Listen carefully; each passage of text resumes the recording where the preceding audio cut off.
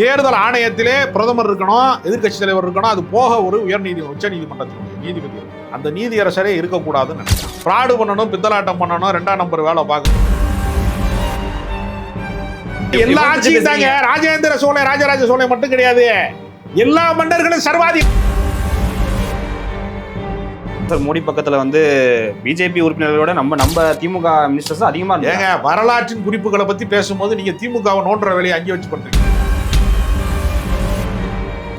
மறுபடியும் சொல்றது எடப்பாடி பழனிசாமி தான். நயினார் நாகேந்திரனுக்கு தில் இருந்தா, தைரியம் இருந்தா, நீ அதிமுக கூட்டணி இல்லாம நீ வெக்க வேணாமா? அதிமுக காரனுக்கு உனக்கு எதுக்குடா வேட்டி சேட்டை? நான் கேட்கிறேன், உனக்கு எதுக்கு வேட்டி சேட்டை? மான மரியாதையை இழந்துட்டு என்ன கட்சி? எதுக்கு உனக்கு ஒரு கடை வேட்டியே? உனக்கு எதுக்கு ஒரு அரசியல் கட்சி? அடமான வைக்கிற அரசியல் கட்சியை கொண்டு போய்.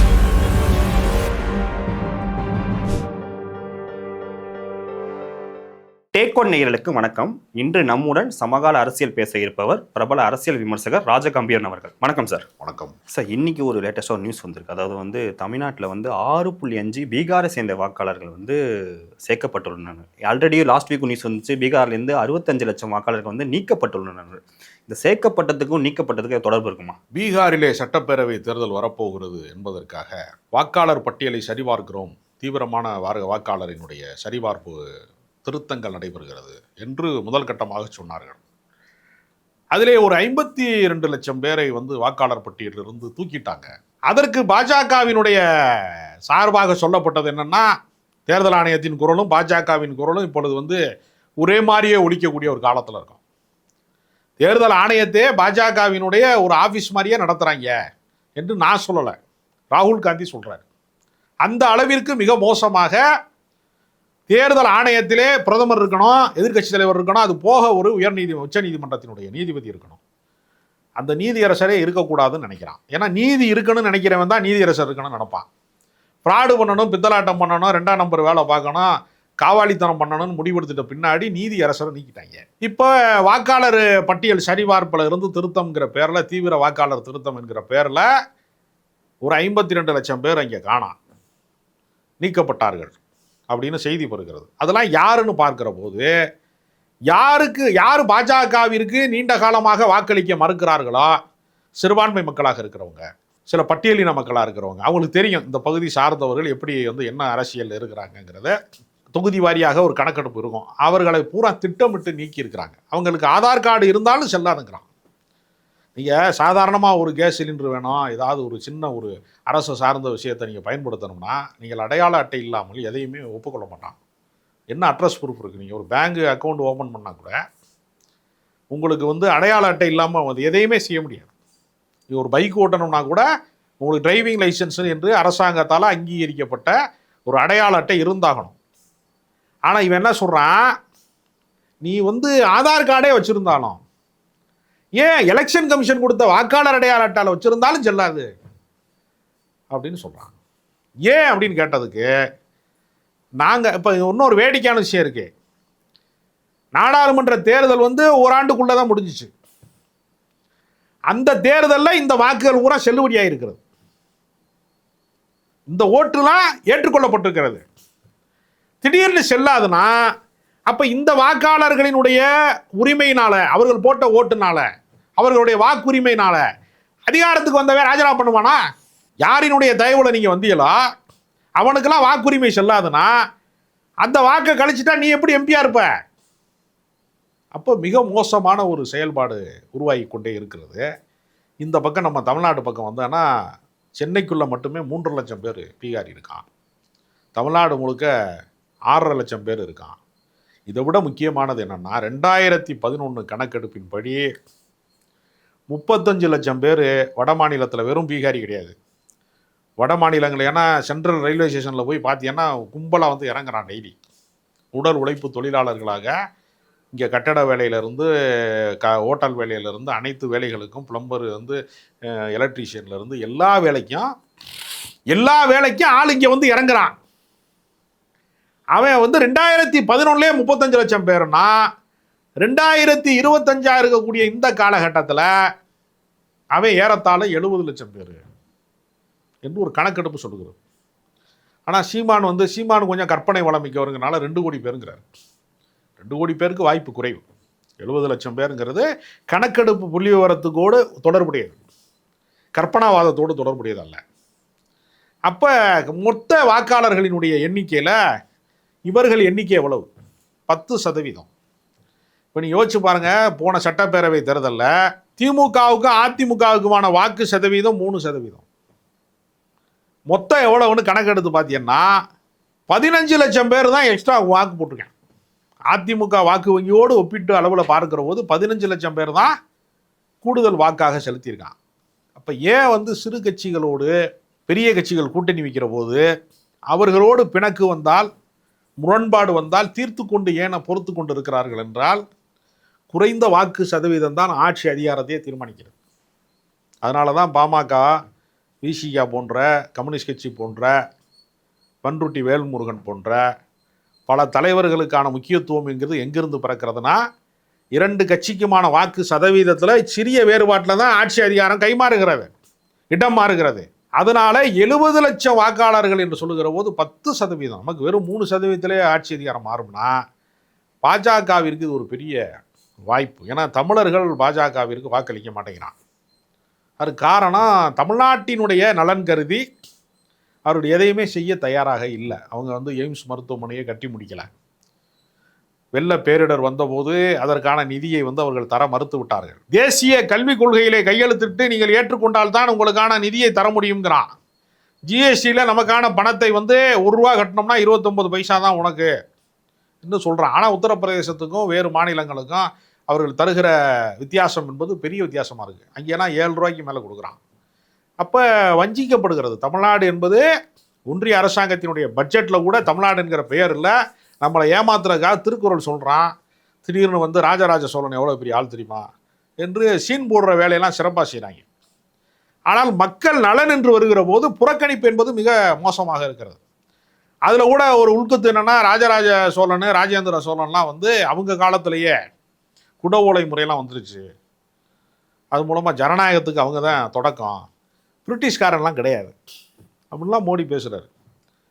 கொடுமை என்னன்னா, குட ஓலை முறை வந்தபோது மிகப்பெரிய நிலவுலம் கொண்டிருக்கக்கூடியவர்கள், உயர் சாதி பார்ப்பனர்கள், இவங்க 2 பேருக்கு தான், இந்த 2 சமூகங்களுக்கு தான் வாக்களிக்கக்கூடிய உரிமை. அண்ணல் அம்பேத்கர் இயற்றிய சட்டத்தில் தான் ஒரு மனிதனுக்கு ஒரு வாக்கு. நீ பிரதமராக இருந்தாலும் சரி, பிச்சைக்காரனாக இருந்தாலும் சரி, சாமானியனாக இருந்தாலும் சரி, பெரிய சர்வ வலிமை கொண்டவனாக, வல்லமை கொண்டவனாக இருந்தாலும் சரி, எல்லாத்துக்கும் ஒரு மனிதனுக்கு ஒரு வாக்கு. இதை உருவாக்கியது நமக்கு நீதி கட்சி காலத்திலே வந்துருச்சு வாக்குரிமை. அது அண்ணல் அம்பேத்கர் காலத்தில், அது பின்னால் அனைவருக்குமா உறுதி செய்யப்பட்டது. அப்போ பிரிட்டிஷ்காரன் கொண்டு வரல நமக்கு வாக்குரிமை என்று சொல்வதன் மூலமாக அதுக்குள்ள ஒரு மத துவேஷம், அவன் கிறிஸ்தவனாக பார்க்கறது.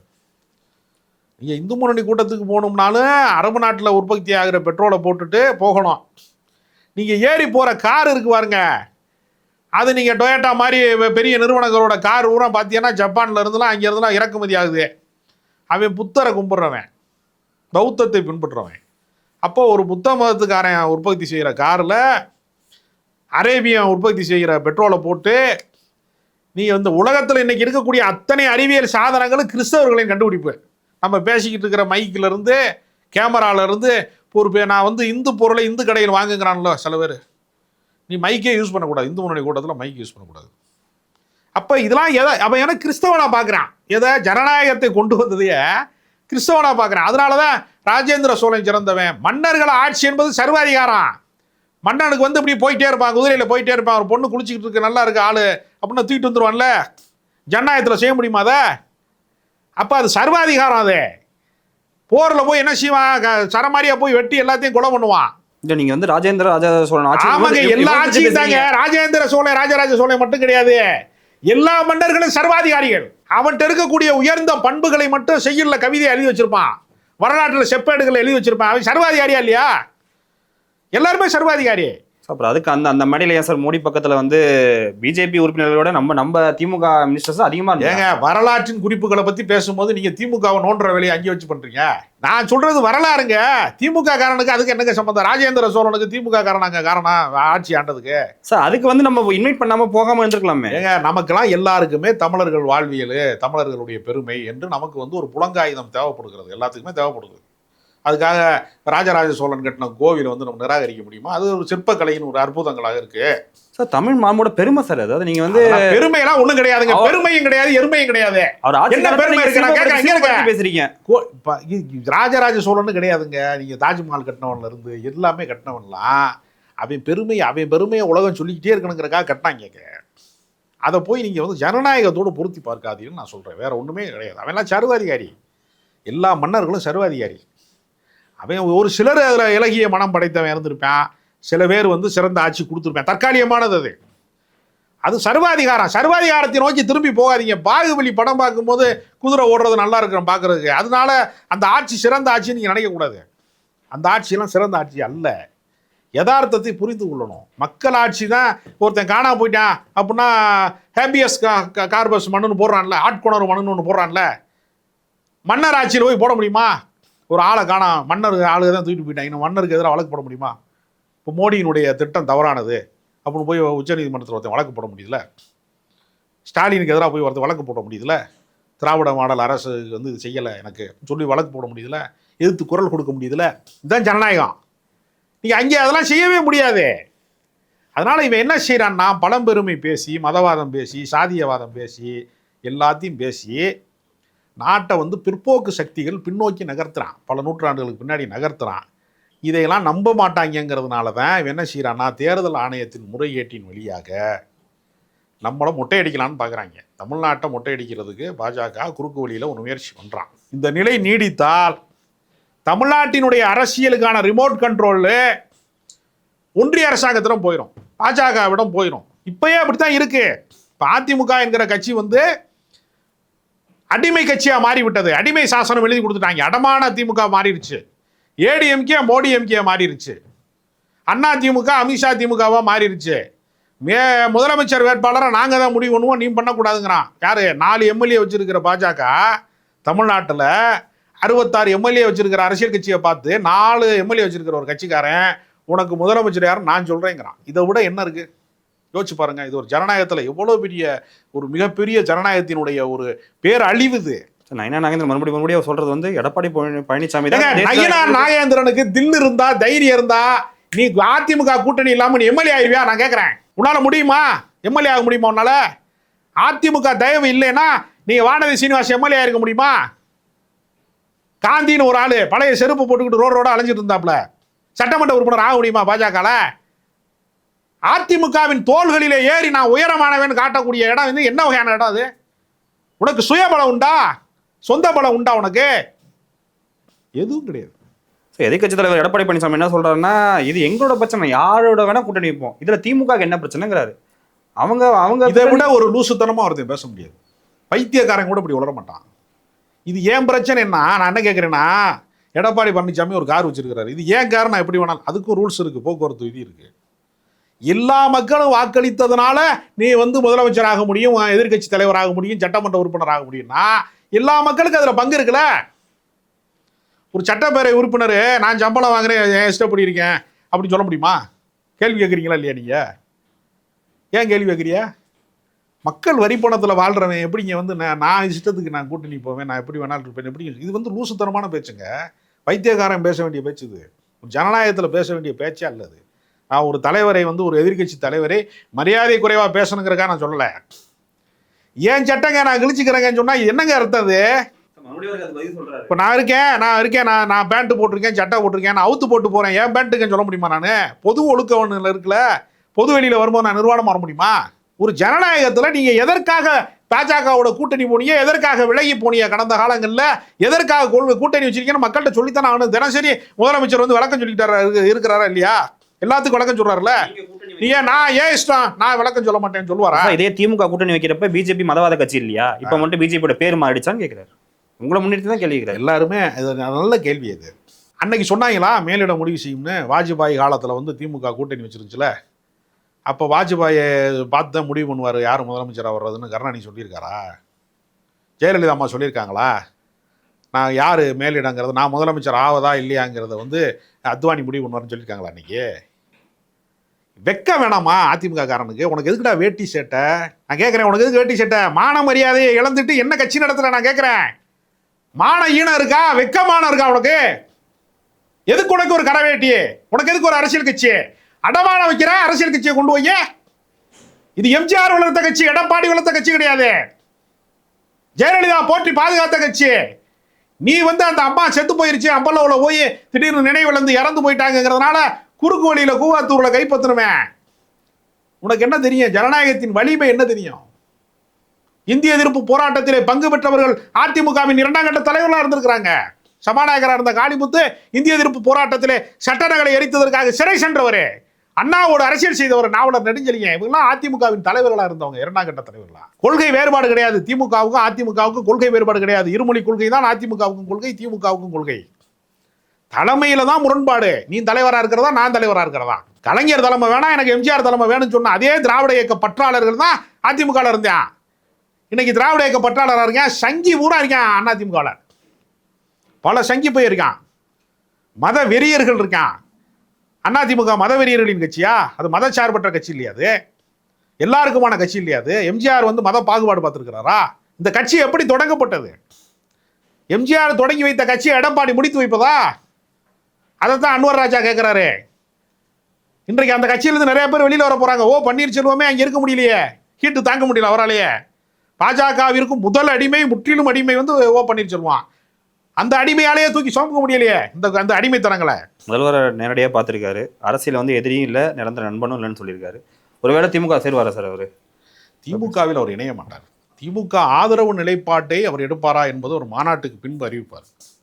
ஒரு அதிமுக காரனாக அவரை வந்து கரவேட்டி கட்டி கட்சி கொடியோட காரில் போகிறதுக்கு கூட எடப்பாடி பழனிசாமி அனுமதிக்கலை. நான் தலைமையை பொறுப்பே கேட்கல, நான் நிபந்தனை இல்லாமல் சரணடைகிறேன், உன்ட்ட வர்றேன், காலில் விழுந்து கேட்குறேன் என்று கூட பல அறிக்கையில் வெளியிட்டதற்கு பின்பும் கூட இரும்பு இதயம் கொண்டிருக்கக்கூடிய சேலத்தில் தான் இரும்பு உருக்காலை இருக்குது. அந்த உருக்காலையில் செய்யப்பட்ட எடப்பாடி பழனிசாமி இரும்பு இதயம் கொண்டு அதை மறுக்கிறார். பகையாளியாக இருக்கிற பாஜகவோட சரணடைவாராம், பங்காளிகளை சேர்த்துக்கொள்ள மாட்டாராம், தன் கட்சியினுடைய முன்னாள் சகாக்களோட முகம் கொடுத்து பேச மாட்டாராம். பெரிய கொள்கை வீரர் அவர். ஜெயிக்கிறவன் தாயா சேர்ந்து அரசியல் பண்ணுவான். நீ தோக்க போற. செட்டிங் பண்ணி பட்டுவாடா பண்ணி 250 ரூபா கொடுத்து பிரியாணி பொட்டில் வாங்கி ஒரு தெருவில் ஆட்களை நிரப்பி வைத்து கொண்டு எடப்பாடி பழனிசாமி வருகிறார்னா பெரிய ஆற்றல் மிக்க தலைவரா? அறிஞர் அண்ணாவா? நீங்கள் பேசி மயங்கிடுவீங்களா? மக்களை மயங்கிடுவீங்களா? எம்ஜிஆர் நீங்க வசீகர தலைவரா? நீங்கள் ஜெயலலிதா மாதிரி ஆளுமை மிக்கவரா? ஒன்றுமே கிடையாது. கம்பராமாயணத்தை எழுதியது கம்பன் என்று சொல்லப்பட்ட வார்த்தையிலேயே கம்பன் ராமாயணம்னு இருக்கிறதையே சேக்கிலார் எழுதுன்னு சொல்லக்கூடிய அளவிற்கு நீங்கள் புத்தி கட்டவர்னு தமிழ்நாட்டுக்கு தெரியும். இந்த புத்தியை வச்சுக்கிட்டு நீங்கள் தமிழ்நாட்டை மீண்டும் ஆளவே முடியாது. இது பல அறிஞர்களை கண்ட நாடு, அரசியல் நுட்பங்களுக்கு நிறைந்தவர்கள் நாடு. இந்தியா மொத்தத்தை ஆளுகிற பாஜகவால் தமிழ்நாட்டை ஆள முடியவில்லை என்று சொல்லக்கூடிய அளவுக்கு அரசியல் விழிப்புணர்வு பெற்ற நாடு. இங்கே சாதாரணமாக பூக்கட்டுற அம்மாவிலேருந்து ஆட்டோ ஓட்டுறவங்களாருந்து அத்தனை பேருக்கு அரசியல் தெரியும். தமிழர்களை நீங்கள் முட்டாளாக்க முடியாது. கீழடி நாகரிகத்தை வந்து குழியை தோண்டி புதைக்கிறதுக்கு ஏற்பாடு செஞ்ச பாஜக நான் ராஜேந்திர சோழனை பாராட்டுறேன்னு சொன்னால் உங்கள் டுபாக்கூர் வேலையெல்லாம் இங்கே சாமானியனுக்கே தெரியும். தமிழர்களினுடைய பண்பாடை, நாகரிகத்தை எதற்கு நீங்கள் வந்து புறக்கணிக்கிறீங்க? திருக்குறள் சொல்லி எங்களை நீ ஏமாத்தினா போதுமா? திருக்குறளின் அருமை உங்களுக்கு தெரியுமா? முதல்ல பிறப்புக்கும் எல்லா உயிருக்கும் பிறப்பினால் ஒருத்தன் உயர்ந்தவனாக முடியாது, தாழ்ந்தவனாக முடியாது என்று சொல்வதுதான் திருக்குறள். தலைக்கு மேலே ஒருத்தன் பிறந்தேன், அவன் பேர் பிராமணன், தோளில் பிறந்தேன் சத்திரியன், மார்பில் பிறந்தேன் வைசியன், காலில் பிறந்தேன் சூத்திரன் என்று சொல்லி சாதிக்கு நியாயப்படுத்தக்கூடிய கருத்துக்களை சொல்லுகிற சனாதனத்தை கொண்டிருக்கிற நீங்கள் எப்படி தமிழர்களை ஆள முடியும்? தமிழர்கள் சமத்துவத்தினுடைய புதல்வர்கள். யாதும் ஊரே யாவரும் கேளீர்னு 1000 ஆண்டுகளுக்கு முன்பு சிந்தித்தவன் தமிழன். அற்பர்கள் வந்து மதவெறியர்கள் வந்து சாதி வெறியர்கள் வந்து இந்த மண்ணை வந்து வேற்றுமைப்படுத்த முடியாது. அதனால திராவிட இயக்கம் தான் இந்த மண்ணை ஆள முடியும். உண்மையான திராவிட இயக்கமாக அதிமுக இருந்துச்சுன்னா மீண்டும் ஒரு ஆட்சி வாய்ப்பை வந்து மக்கள் அளிப்பாங்க. நீ பாஜக காலடியில் போய் விழுந்தேன்னா பாஜகவுக்கு என்ன இடமோ அந்த இடத்த உனக்கு கொடுப்பாங்க. பாஜக எப்படி தமிழ்நாட்டிலே வந்து ராஜ்யத்தை ஆள முடியாமல் பூஜ்ஜியத்தில் கிடக்கிறதோ அந்த பூஜ்ஜியம் தான் எடப்பாடி பழனிசாமிக்கு வர்ற தேர்தல். ஸ்டாலினுடைய அரசு தொடர்வதை யாராலும் தடுக்க முடியாது. ஸோ இது வரைக்கும் நாங்கள் கேட்ட கேள்விக்கு பொறுமையாக பதிலளிச்சவங்களுக்கு மிக்க நன்றி சார்.